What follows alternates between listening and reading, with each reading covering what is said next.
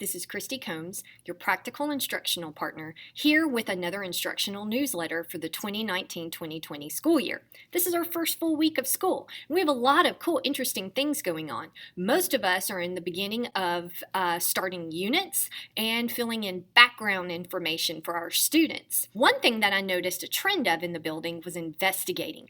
Investigating is at the core of the strategy TWIRL. TWIRL is one of the 5 components of strategic instruction. And when you use investigating in your classroom, the other parts of TWIRL will fall into place. The talking, the writing, the reading, and the listening. One of the classrooms that I saw investigating happening in was in Miss Heath's forensic science class. Now, when you have to give students background information to study, to enter your course, to enter your unit, we tend to want to just give a PowerPoint and go through the PowerPoint slides and tell them, hey, this is what you need to know, or read this chapter in your book. But not Miss Heath. Miss Heath divided up information about forensic innovations and discoveries and gave them to students in the classroom.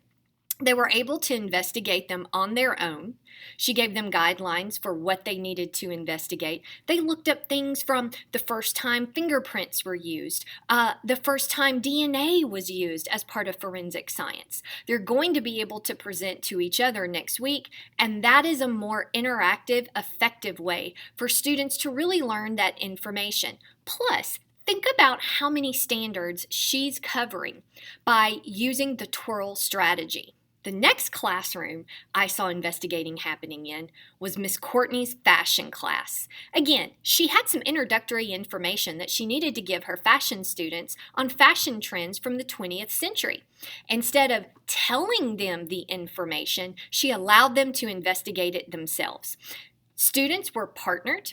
They were assigned a decade from the 20th century. They were given success criteria. Success criteria is very important for students to understand what they effectively need to demonstrate. It's also a way to ensure that your standards are being covered in the task that you're given. The success criteria told the students what they needed to investigate about their decade. And next week, they're going to have a fashion expo where students get to share the trends that they discovered. Awesome! The next class I observed investigating happening in was in Miss Steinert's health orientation class. It was really important for Miss Steinert to go over different medical tools and items that students would be using in the healthcare system. She used investigating in a very interesting way, as a pre-assessment. She had different items labeled in the medical lab. You know that room with the weird medical dummy in the window? Those were labeled. Students went around and wrote down what they thought those medical items and tools were. It was really interesting to see how many of them knew the function of the tool, like this is the thing that looks in my ear, this is what they use to look down my throat with, this is what they use to take blood, but they didn't know the official name. Now, not only does Miss Steinert have a tool to formatively assess, know what they already know, which, why teach what they already know? This is a time saver. The students also had an opportunity to self-assess. Awesome way to use TWIRL. Good job. Think about how you can incorporate TWIRL, specifically investigating, into your instruction. That's Christy Combs with another instructional news. Don't forget to come by and continue to let me know how I can partner with you. Bye.